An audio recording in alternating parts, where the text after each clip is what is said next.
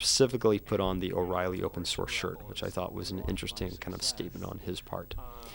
Now, as Bruce talks here, Bruce and Eric in particular have among the most stylized lighting setups in the film.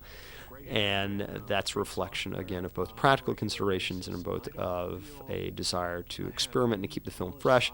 And really, one of kind of my goals throughout the film was for the film to avoid looking like a news report you might see on CNN, because the film is not that. It's an historical film. It's done as a narrative. It's meant to be more, influenced in a sense by Hollywood style as opposed to, network television news style.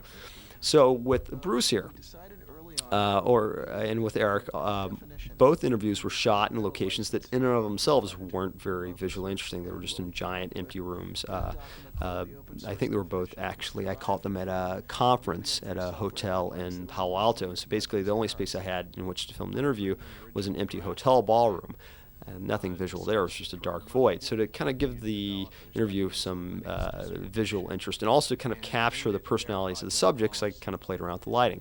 In Bruce's case, one of the earlier stories he told me was about when he first decided that Linux and open source were going to be the focus of his professional life, and it involved a story with the space shuttle and kind of new frontiers. And I thought, well, there's kind of a certain starry-eyed optimism to that. And I thought that was a really nice quality that Bruce has. And I thought, well, what would be a neat way to kind of visually represent that? So we lit Bruce to kind of give him this kind of halo of light, and at the same time to kind of evoke that sense of space.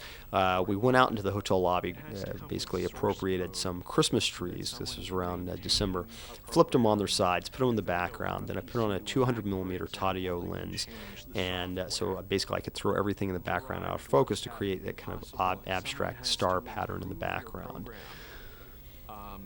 Now, this segment with the open source definition, that was one I wondered, do I really want to put the whole thing in there or not? I would totally agree that it can run a little long if you're not into what they're talking about. But I thought, again, kind of looking at the film as a historical document, it was important to really get a sense of what open source meant, because open source just doesn't mean having your code open. They really wanted to create a meaning that would kind of perpetuate the ideals of the movement and what they were trying to achieve.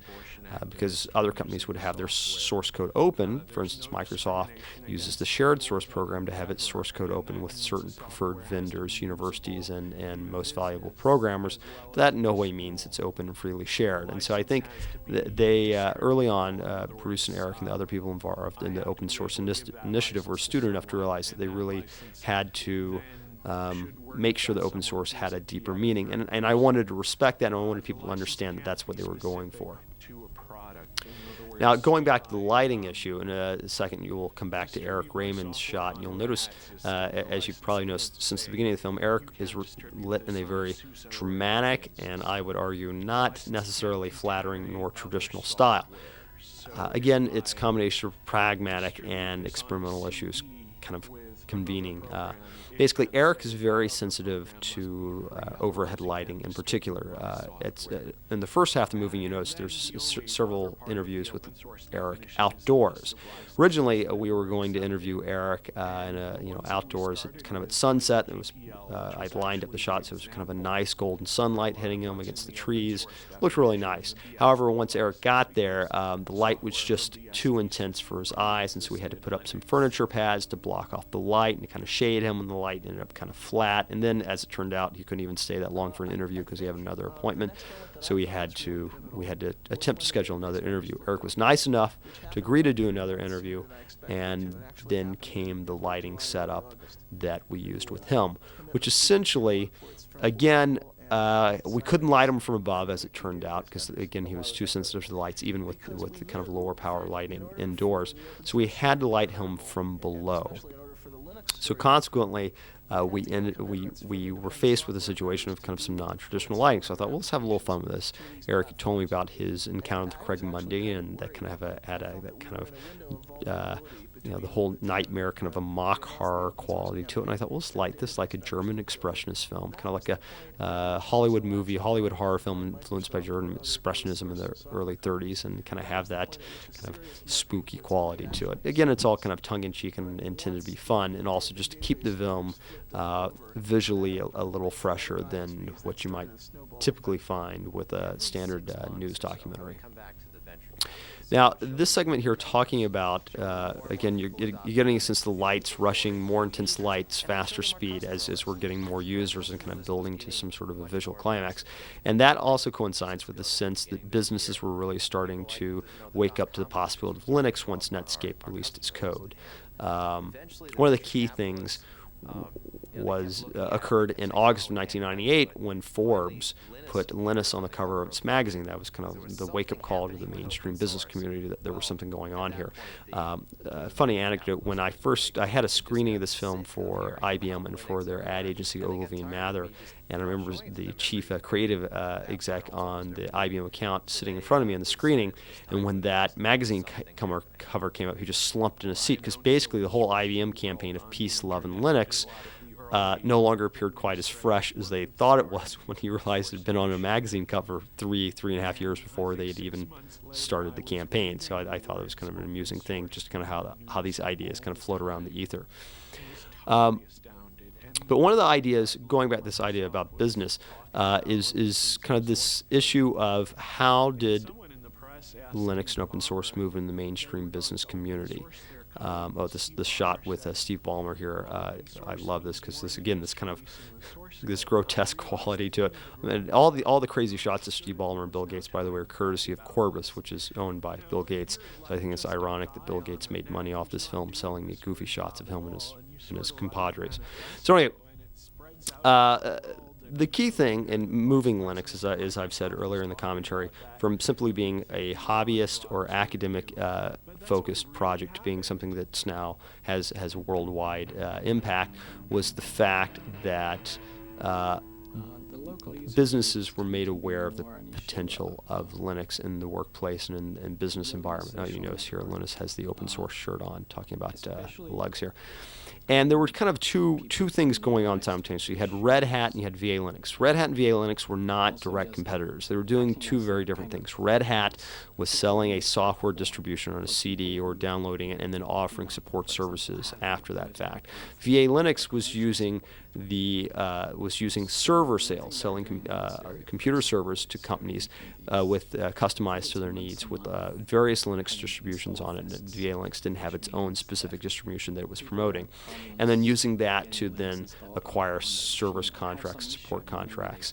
And so in a sense they had similar business models, but they were using different entry points. Now, back in the summer of 2002, I had an email exchange with Bob Millen of Linux Magazine about this, and kind of he made the point that where they really differentiated even more than their entry point into the business world was who they were pursuing, who their hearts and minds campaign was being aimed at. And with Red Hat, and particularly Bob Young, I think deserves a lot of credit for helping bring Linux and open source into the business mainstream, because Bob and Red Hat, they were focused on convincing the suits, so to speak, to a certain degree, of the viability of Linux in the business environment. Larry and the guys at VA Linux pursued the approach of convincing the community, the coders, the software developers, and promoting that community of Linux developers, hoping to create a base that would then, in a sense, trickle up as it would create an internal grassroots demand for Linux. In the end, VA Linux became a victim of its own success because companies such as IBM, Hewlett-Packard, and Dell saw the economic viability of Linux. At the same time, Red Hat, by pursuing relationships on the business side with the suits, had managed, and by the nature of what it was doing, managed to form alliances with businesses such as Hewlett-Packard and IBM, whereas VA Linux found itself as a direct competitor, and in the end, it didn't have the customer base that the larger companies had to sustain a business model, which essentially was selling hardware as a way to get in to sell the more lucrative support contracts. And in the end, VA Linux became VA Software and moved away from that business. Now that shot that you just saw is coming up with Linus. You see it, the camera, it dissolved from the shot of Bill Gates to Linus. You notice they both have similar facial features, glasses, and I think that's an interesting way of kind of tying these two seemingly opposite figures together, and kind of they still have a kind of a similar trajectory and a similar impact, and there's a weird kind of mirror image to what's going on. Now, if you notice again that with Eric here talking again about the lighting, kind of how the light's kind of coming up from underneath, his eye sockets are very prominent. You get that kind of sense of like something spooky is happening. Now, one of the things I thought was fascinating about the open source movement was the fact that you had a group of people that you would not normally associate with in the streets activism. You know, you think of computer programmers, software developers sitting at their computer doing their work, kind of not kind of getting physically involved and disrupting the world. And I love the fact these guys got out and organized and had a protest march. And again, this is something visual to kind of represent the growth and grassroots nature of the movement. Luckily, I was able to come across a guy in Fremont, California named John Beal that had been at the Windows Refund Day protest on February 15, 1999 and taken some marvelous photos of the event. And he had a really great eye, and I was like, thank goodness someone documented some visual history of this movement, because that's been one of one of the challenges throughout making the film, was that there was not a lot of good photographic evidence, photographic documentation of what had occurred, and virtually no video or film, because after all, who would think to take a photo of once you finish writing perfecting the GNU C compiler? Well, because it's never perfected, it's always growing, and so it's not like a lot of these events had a specific moment in time that you commemorate a photo, so consequently it lacks that visual punch. But this was something where it was active, it was in the streets, it was visually documented, and captured that sense of rebelling, but also that playful quality. As the Dukes of Hazzard analogy that Chris mentions just there captures that sense of learning how to play the system as the system has set up the rules, and learning to use those rules against it. And I think that's, again, one of the great kind of elements of this story, is that these guys understood kind of what they were faced with, and learned how to. And I love this photo here. Microsoft welcomes the Linux community. Maybe one day that'll be true, but the irony of that is just given me lots of laughs in the past. But anyway, back to the protest march. So basically, they started to figure out kind of how to make this thing work, and that's point out the catch-22 nature of Microsoft's license agreement. And Chris DeBona and Nick Moffat, and along with Rick Moen and Don Marty, helped organize this march. And to their credit, they were very good about getting press attention, getting the local San Francisco and San Jose press out there, getting national coverage, and starting again to give Linux and the open source movement a public profile beyond that which was already known within the software developer community. And that, for this to go mainstream, I think that was a key thing for people to appreciate that these guys, there was more at stake than just simply choosing your own, which software flavor you prefer. There's a whole idea of your freedom, your ability, and also, whether or not Microsoft was going to live up to the rules it had imposed upon other people.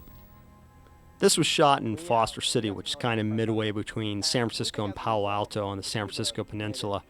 And it was all shot handheld because we were shooting in an office complex, and I basically didn't want to draw a lot of attention to what we were doing by bringing out the tripod and all the other equipment. So if you notice, again, you've got that kind of handheld quality to it. Most of it was shot with a 100mm Hawk lens, which is a relatively long lens.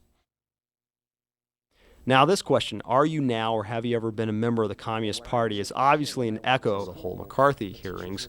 But I thought, nonetheless, it's kind of an amusing question to pose to these guys, because most people would say, well, what they're talking about seems kind of weird. We're all sharing this for our own good. That seems a little out of the mainstream. And so I thought it'd be fascinating to ask the participants in the film, their response to that. And the responses I got indicated the extent to which the development of freely shared and open software has united a disparate group of people with very different political ideologies. Richard Stallman, I think, could argue, has a very much kind of a neo-communist point of view, which is, people people help each other. They take what they need, but no one's out to just for their own self-interest. It's kind of everyone working together.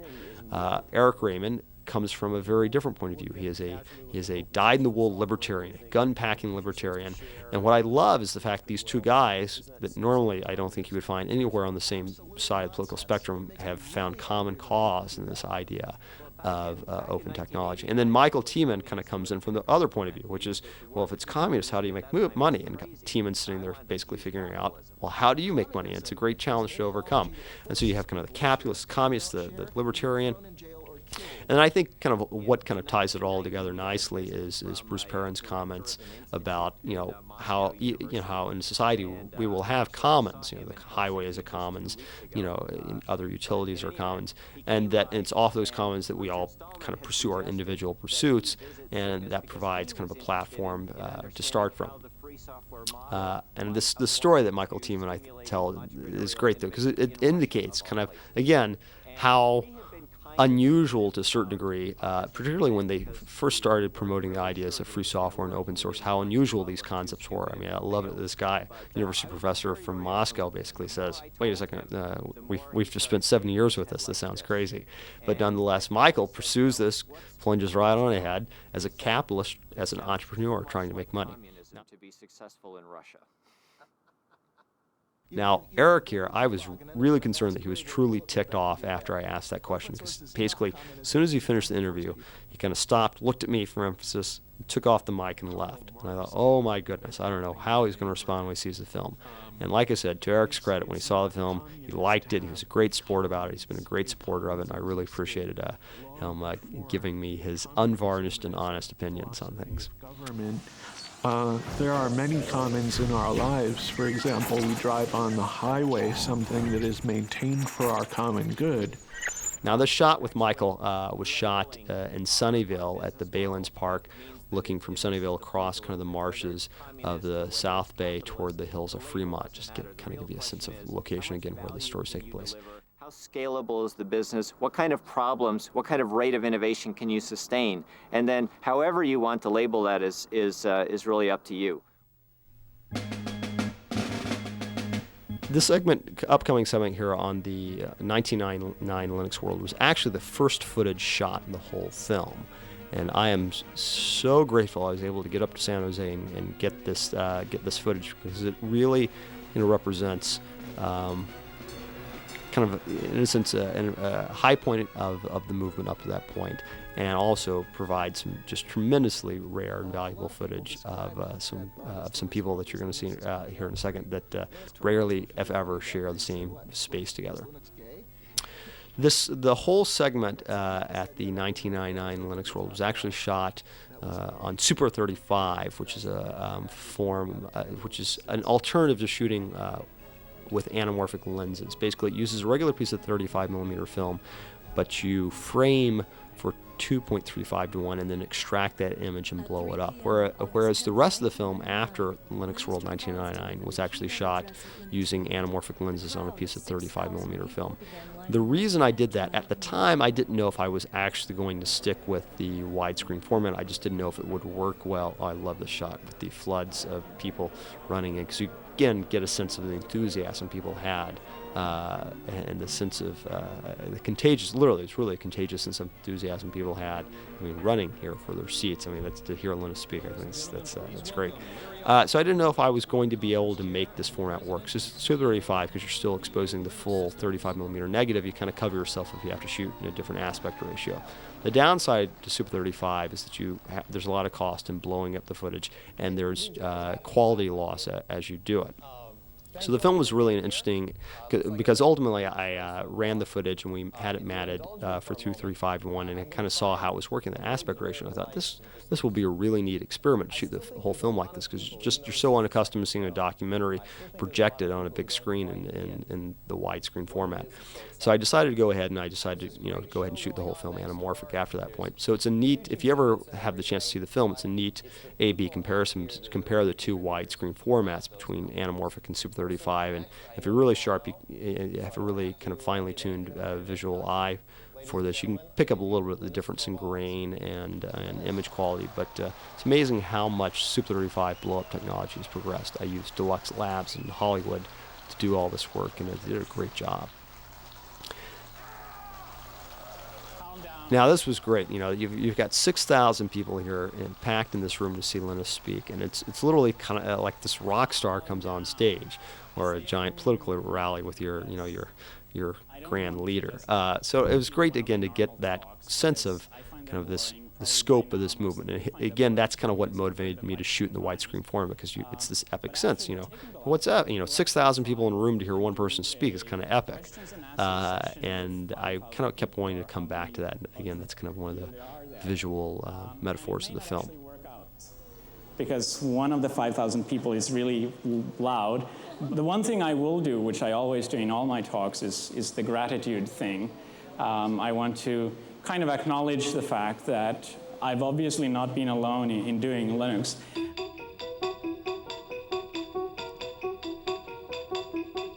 Red Hat up 228%. This is the IPO that everybody was waiting for. They, of course, are behind the Linux. The Red Hat IPO is really kind of the additional element to the 1999 Linux world that really sets it apart, because both you had the sense the movement was hitting the big leagues.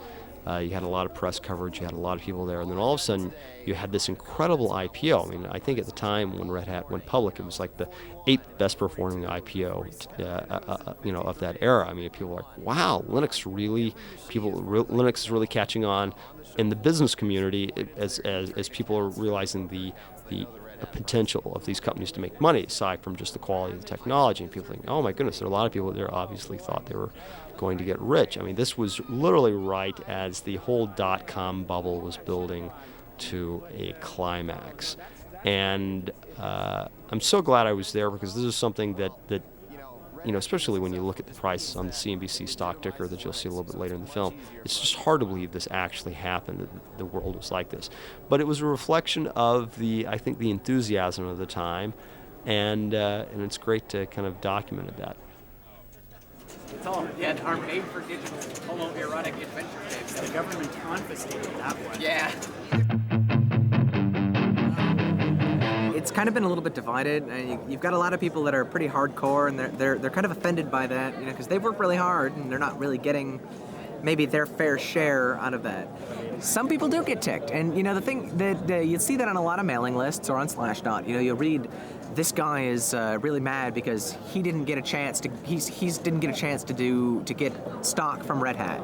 He didn't get a chance to get a job from this other company, you know.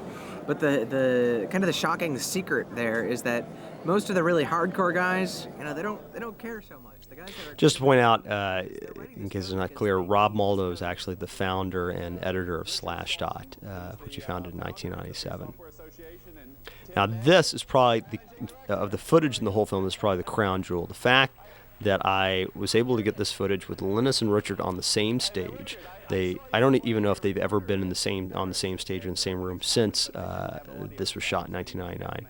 And at the time, I was shooting an Aton 35-3 camera with only 400-foot load, which meant I had just about 4 minutes of footage to shoot this whole thing in, and only one camera. It's all handheld, and I was lucky I got as much of this encounter as I did.